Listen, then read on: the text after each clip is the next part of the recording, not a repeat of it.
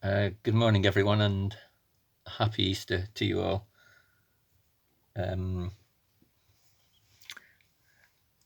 If you remember, I started a two-part poem, Good Friday, trying to imagine how the Apostle Peter felt. Of course, he denied Jesus and 3 times said that he didn't know him. And none of the followers of Jesus really understood what was happening on Good Friday. Nor would we have understood either. And it took them a while, as I'm sure it would have taken us a while, to process what happened on Easter Sunday. And this poem is an attempt to try and imagine how Peter felt over the period of the last week of Christ's life and immediately afterwards.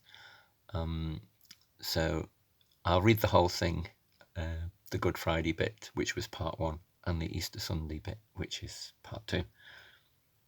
Friday was a tragedy, the end of everything.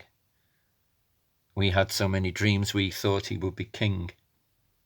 Why did it have to end this way? Why did he have to die? The people turned against him, they shouted, "Crucify!"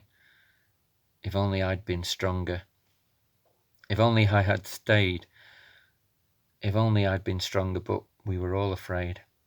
I promised not to leave him. I promised to be true. I looked him in the eyes and said, I'm prepared to die for you. Friday was a tragedy. I've decided to go home. We all agree it's over now. We can't go on alone. I need some time to think it through and try and find out why. Why did he have to suffer? Why did he have to die? If only I'd been stronger. If only I had stayed. If only I'd been stronger, but we were all afraid. I promised not to leave him. I promised to be true.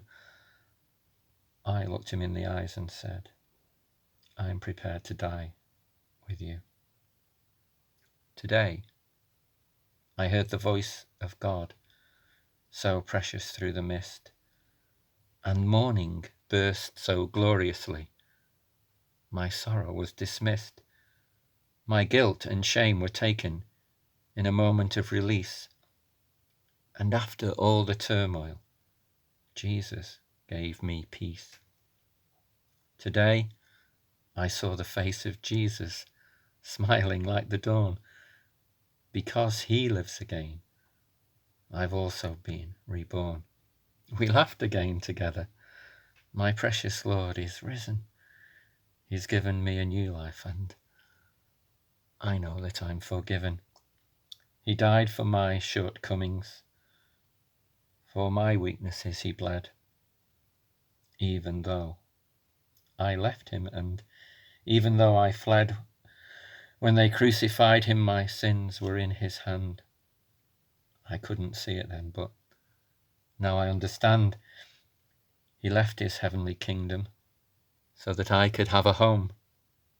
He died for me in solitude so I'd never be alone, forsaken by his Father, so that I could be his son.